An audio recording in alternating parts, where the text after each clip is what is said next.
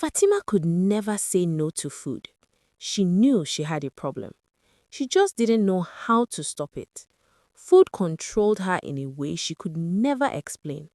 Once she started eating, her body no longer listened to her mind. She could swear she was full, swear she would stop after one more bite, then look down and realize the plate was empty and she was already reaching for more. She lived with her mother, Amina, a banker who came home every day with tired eyes and a patience that grew thinner by the week. She carried the weight of their lives on her shoulders. Fatima's father had left when she was still very young. He got tired of them, walked out and never returned, never called, never asked after her. Over time, his absence became normal, but the space he left behind never truly closed. Food filled that space. Amina never talked about him unless she was angry. Amina worked long hours and came home exhausted, only to find that food never lasted. Meals meant to stretch for days vanished in a single evening. Fatima ate portions meant for 5 people and still searched for more. At first, Amina tried everything. Portion control, locked cupboards, strict rules, none of it worked. One evening, Amina dropped her handbag on the floor and walked straight into the kitchen. "Fatima," she called out, "did you touch the food?" Fatima froze in the living room. Her fingers were still oily. "Yes," she answered carefully. Amina lifted the pot lid. Silence. She lifted it again, as if the food might suddenly reappear. "Fatima," she said slowly, "come here." Fatima dragged her feet into the kitchen. "That food was meant for 5 people," Amina said. "Explain to me how it's finished." Fatima swallowed. "I was hungry."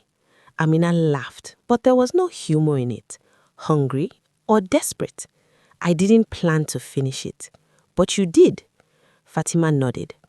Amina leaned against the counter, rubbing her temples. "You promised me." "I know. You promised me this morning." "I tried," Fatima said quickly. "I really did." Amina looked at her daughter's face, rounder than it used to be, eyes always darting when food was mentioned. "You eat like you are afraid," she said. "What are you afraid of?" Fatima opened her mouth, then closed it. "I don't know," she whispered. Amina straightened. "You are 15. You eat more than adults. Do you know what people say about you at work when they see your lunchbox?" Fatima's heart sank. "What do they say?"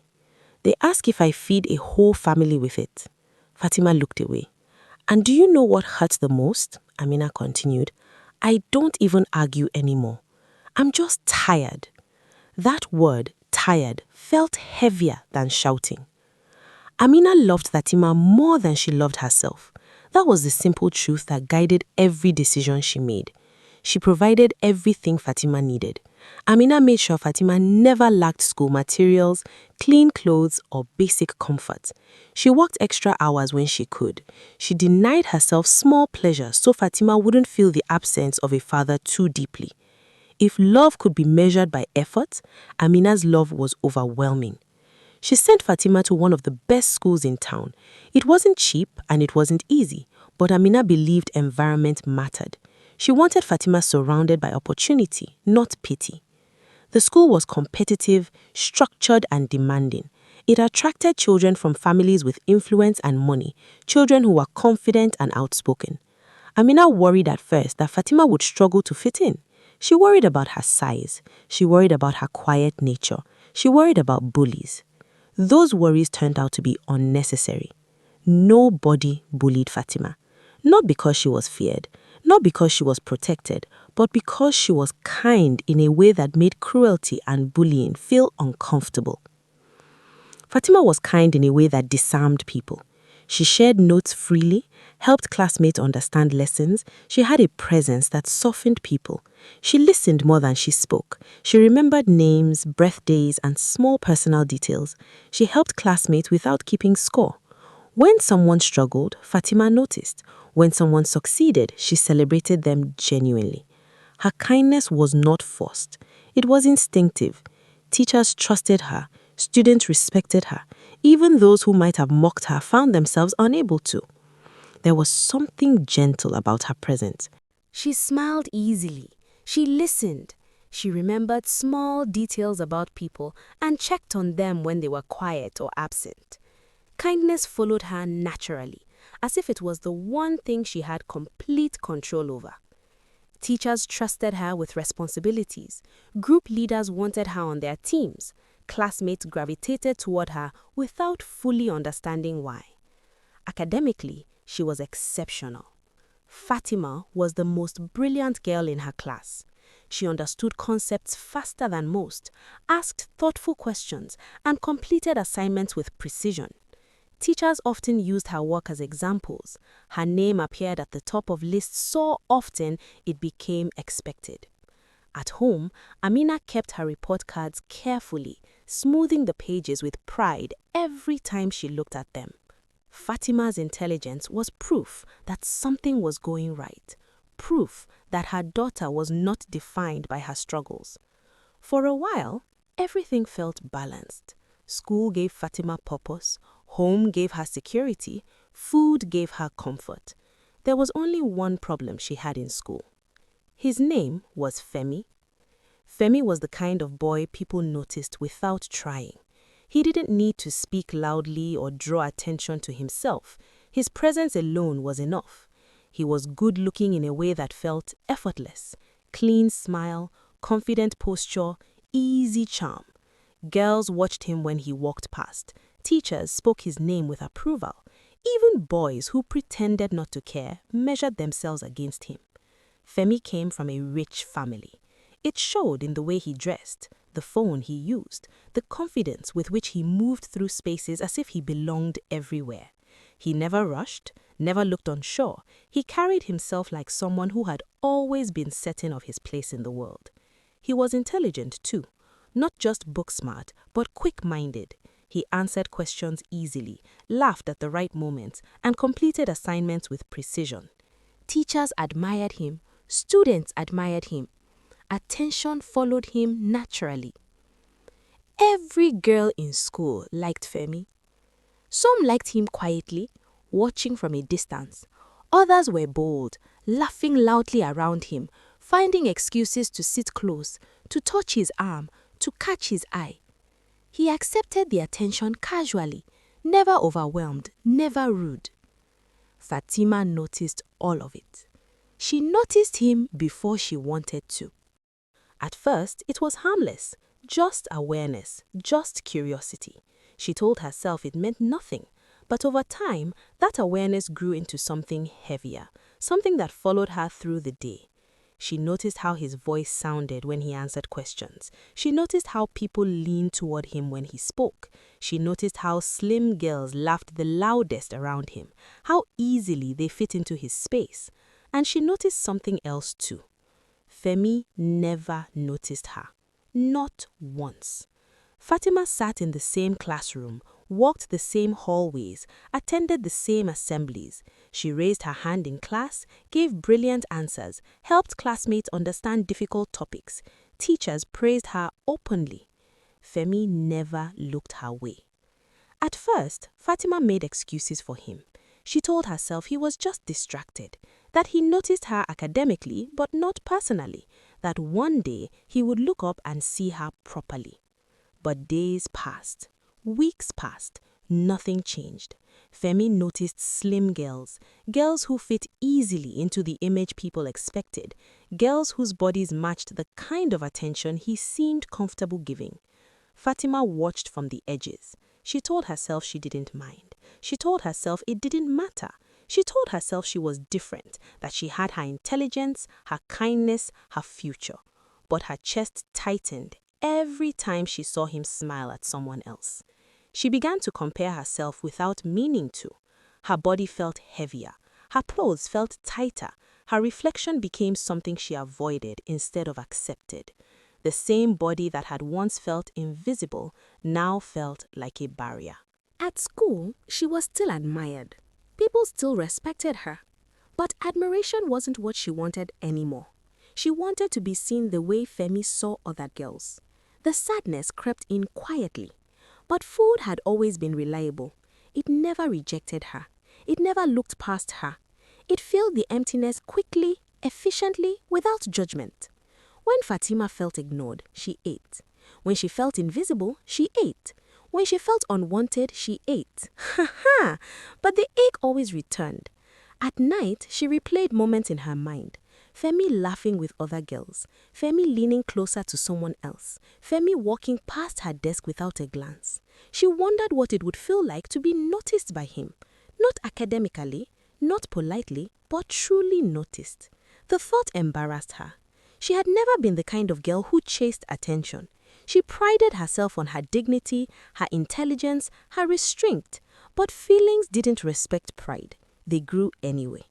Fatima never spoke about Femi to anyone, not to friends, not to her mother. The crush felt too fragile, too shameful. Saying it out loud would make it real, and reality already hurt enough. At home, Amina noticed the change. She suspected stress, school pressure, teenage confusion. She had no idea that her daughter's heart had latched onto something dangerous. At school, Femi continued living his life effortlessly. He joked with friends, he excelled in class, he attracted attention without effort, and he continued to look past Fatima as if she didn't exist. That invisibility hurt more than open rejection ever could. Fatima began to dread certain moments. Group activities where seating arrangements changed. School events where people mingled freely. Any situation where she had to watch him choose others repeatedly. She told herself to let go. She told herself to focus on her future. She told herself feelings would fade. They didn't. Instead, they sharpened. She began to notice patterns, the kind of girls Femi gravitated toward, the kind of girls who occupied his space, slim, confident, desired. Fatima began to associate her body with rejection. The thought lodged itself deeply, quietly and dangerously. If she were different, things would be different. If she were smaller, maybe he would notice her. If she took up less space, maybe she wouldn't be invisible. The idea frightened her. She had never hated her body before. Not truly.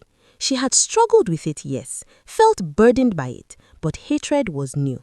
And hatred is fertile ground for reckless thoughts. Food no longer brought the same comfort. Her thoughts became circular, relentless. She began to imagine different versions of herself. A slimmer Fatima, a Fatima who walked confidently beside Femi, a Fatima who laughed and was laughed with.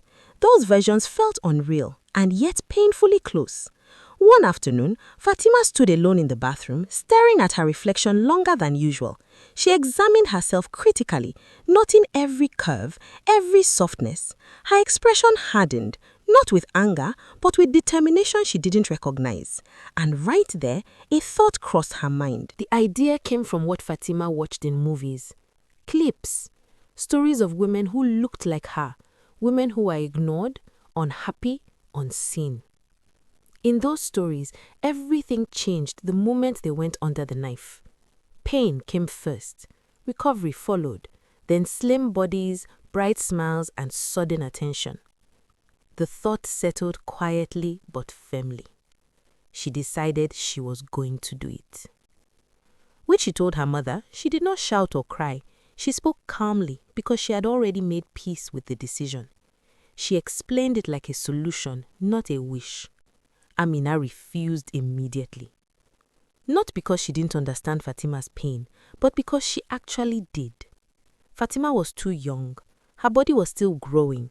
The risks were too high. Amina could not accept the idea that her child needed surgery to feel worthy. She said no and stood by it. Fatima broke. The calm vanished. She cried openly, then constantly. When begging failed, she withdrew. She stopped talking much. She stopped laughing. Her sleep became restless. Her strength faded. Fatima fell sick. Not suddenly, but steadily. Headaches, weakness, no energy. School no longer excited her. The girl who once loved learning now struggled to focus at all. Amina grew afraid. She watched her daughter carefully, torn between fear and guilt. She took care of Fatima, stayed close, worried endlessly, but still she could not bring herself to agree to the surgery. Every instinct in her screamed that allowing it would break something she might never be able to fix. Still, the question haunted her. What changed? Fatima had been a happy child, gentle, bright, confident in her own quiet way. Now she was fading in front of her eyes, and Amina did not know why. She knew this was no longer about food. She began to search the house, not angrily, not suspiciously, but desperately. She looked through school materials, notebooks, drawers. She checked Fatima's phone when she could. She searched for signs of bullying, pressure, or trouble. Nothing explained the depth of her daughter's pain. Then she went into Fatima's room. The room looked normal, tidy, familiar, too calm for the storm Fatima was carrying. As Amina stood there, her eyes fell on a drawer beside the bed. Inside, she found the diary.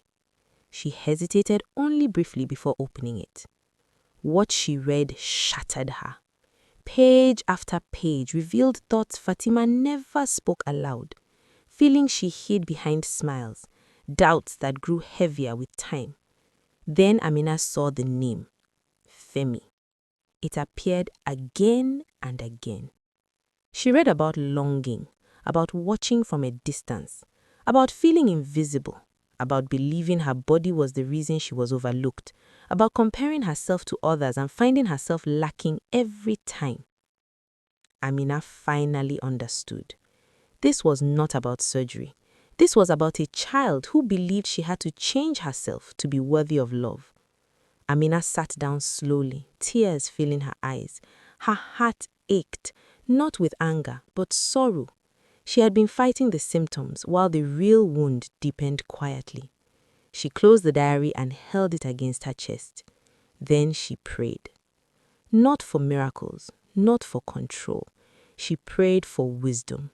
She asked God to guide her words, to help her reach her child without causing more harm. She asked for the strength to help Fatima see herself clearly, and the patience to walk her through the pain instead of forcing her out of it. She prayed that Fatima would see the bright side of life again. When she was done, Amina placed the diary back exactly where she found it and left the room quietly. She knew what she had to do next, and she hoped she would be strong enough to do it. The next morning, Fatima refused to go to school. She did not pretend to be sick. She did not give excuses. She simply sat on her bed, staring ahead, unmoving, when it was time to dress. Her school uniform lay folded beside her, untouched. Amina noticed immediately. "What's wrong?" she asked gently. "I'm not going," Fatima said. There was no anger in her voice, no drama, just finality. Amina paused. In the past, she might have argued or insisted, but this time she saw it clearly. Fatima was not being stubborn. She was exhausted. Amina picked up her phone and sent a message to work. For the first time in a long while, she took leave without guilt. Whatever was happening with her daughter mattered more than any meeting or deadline. That morning, the house felt different. Quieter, slower, intentional. Amina sat beside Fatima, not as an authority figure, not as someone trying to fix things, but as a mother who was finally ready to listen properly. She told Fatima she had read the diary. Fatima stiffened at first, shame flashing across her face. She looked away, preparing herself for disappointment, anger, or lectures. None came. Amina took her daughter's hands instead. "I'm sorry," she said softly. "I know I crossed a line, but I needed to understand you." Fatima's eyes filled with tears. "I didn't want you to know," she whispered. "I know," Amina replied, "but now that I do, I can't pretend I don't." They sat quietly for a moment before Amina spoke again. "I understand that you love Femi," she said carefully, "and there is nothing wrong with that. Loving someone does not make you weak. It makes you human." Fatima's shoulders shook as she cried silently. "But you must also understand something important. Not everyone we love will love us back. And when that happens, it does not mean we are ugly, broken, or unworthy." Fatima looked up slowly. "It is just a part of life, my dear," Amina said. "A painful part, but still a part of life." She wiped Fatima's tears gently the way she used to when Fatima was much younger. Fatima listened closely. "You are kind. You are intelligent. You are compassionate. You light up rooms without trying. None of that disappears because one boy cannot see you. She paused, choosing her words carefully. If Femi does not notice you, it is not because you are lacking. It is because he is not meant to be the one who sees you fully. Fatima swallowed hard. You should never hurt your body to earn love, Amina said firmly. Anyone who deserves you will love you as you are, not as a version of yourself created through pain. Even when you are much older and you ever want to do it because you want to, not because you want a particular boy to notice you. She pulled Fatima into an embrace. I carried you. I watched you grow. I have seen you at your happiest and at your lowest. And I can tell you this with certainty. Your body is not your enemy. Fatima cried freely then. Not the quiet, ashamed crying she had done alone, but the kind that comes with release. The kind that empties pain instead of storing it. They spent that day together. They talked. They laughed softly. They shared memories Amina hadn't spoken about in years. They ate together without tension. No rules, no guilt, just presence. Amina reminded Fatima of who she had always been before doubt crept in. And slowly, something shifted. Not overnight, not magically, but genuinely. Fatima began to see herself differently. She stopped shrinking herself emotionally. She stood straighter. She smiled without checking who was watching. She began to dress in ways that made her feel comfortable instead of invisible. Her confidence returned quietly. She stopped thinking about Femi, not because the feelings vanished instantly, but because they stopped controlling her. His presence no longer felt necessary for her happiness. Fatima became a better version of herself. She loved her looks, not because they changed, but because her relationship with them did. She carried herself with grace, she spoke with confidence, she walked as though she belonged everywhere she stepped. Time moved forward. Years passed. Fatima graduated from secondary school with outstanding results. Amina watched proudly as her daughter stepped into the next phase of her life stronger than she had ever been. University opened a new world. New people, new ideas, new beginnings. Fatima thrived. And it was there, when she least expected it, when she was no longer searching for validation, that her story took a turn she could never have predicted. She met Victor, her classmate, and everything changed. Victor fell in love with Fatima the very first day he saw her. It was not loud or dramatic. He simply noticed her. The way she carried herself, the calm confidence in how she spoke during lectures, the ease with which she interacted with others. She stood out without trying. Victor was her classmate. He approached her naturally, starting simple conversations, sitting beside her during lectures, walking with her after class. He did not rush anything. He just wanted to be around her. They became friends. Victor always looked for ways to help her. He read with her, shared notes, explained things she already understood, and offered support even when she didn't ask. He enjoyed her company and never hid it. Fatima noticed. She noticed how comfortable she felt around him, how safe his presence was, how he listened to her opinions and respected her thoughts.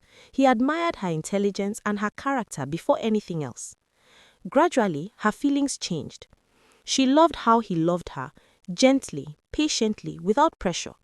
Being around Victor did not make her feel insecure or invisible. It made her feel valued. Slowly, Fatima began to fall in love with him. This love felt different from what she had known before. It was calm. It did not make her doubt herself or want to change who she was. It simply felt right. When she was sure of her feelings, Fatima told her mother about Victor. She spoke freely, without fear or embarrassment. Amina listened carefully. Afterward, she advised her gently to give him a chance, reminding her that love should bring peace, not pain, and that it was okay to open her heart again. Fatima smiled, feeling reassured. She went to school the next day expecting nothing out of the ordinary. The lecture hall looked the same from the outside, but the moment Fatima stepped in, she knew something was different. Flowers were everywhere. Simple, colorful, carefully arranged. Her classmates stood around smiling, watching her with excitement instead of curiosity. Then she saw Victor. He stood at the front, calm but nervous, holding a small card in his hands. He had asked their classmates for help and they had agreed willingly, happy to be part of something joyful. Fatima froze. For a moment, she thought she was imagining it. Victor spoke clearly, without embarrassment or hesitation. He said he admired her, respected her, and loved the woman she was. He said he didn't want to assume anything, but he wanted to ask her, openly and proudly, to be his girlfriend. The room was silent. Fatima's heart felt full in a way she had never experienced before. Not rushed, not pressured, not uncertain. Seen. She didn't hesitate. She said yes. Applause filled the room, but Fatima barely heard it. All she felt was warmth, pure, uncomplicated happiness. There were no doubts in her mind, no fear of rejection, no urge to change herself to deserve the moment. Time passed naturally after that. Their relationship grew steadily, rooted in friendship, respect, and honesty. They supported each other through exams, late nights, stress, and decisions about the future. Love with Victor was not dramatic or exhausting. It was calm. It was safe. They graduated. They built a life together. And they got married. It was after marriage that Fatima made another important decision. This time, it wasn't driven by pain or insecurity. She decided she wanted to go on a weight loss journey, not to become slim, not to fit into anyone's idea of beauty, but to become healthy and fit. She wanted strength, balance, longevity. Victor supported her completely. There was no pressure, no timelines, no comparisons. Together, they saw a dietitian. Together, they learned about nutrition.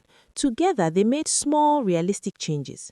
Fatima did not punish her body. She cared for it. She learned portion control. She learned to listen to her body instead of fighting it. The process was slow, gentle, and sustainable. There was no shame in setbacks, no guilt in enjoying food, no fear driving her choices. And slowly, the excess weight came off. More importantly, peace settled in. Fatima was happy, not because her body changed, but because her relationship with herself did. She was doing it alongside a man who loved her before the journey ever began. Often, she found herself overwhelmed with gratitude, grateful to God for her mother, who chose wisdom over fear and love over control, grateful for Victor, who showed her that love does not demand suffering or self-destruction, grateful for growth, healing, and second chances. Fatima would tell anyone who cared to listen that love is supposed to be easy, that real love does not make you feel small, invisible, or unworthy, that you do not need to hurt yourself, change yourself, or go out of your way to fit into someone else's life. She would say that the right people see you clearly, love you gently, and meet you where you are.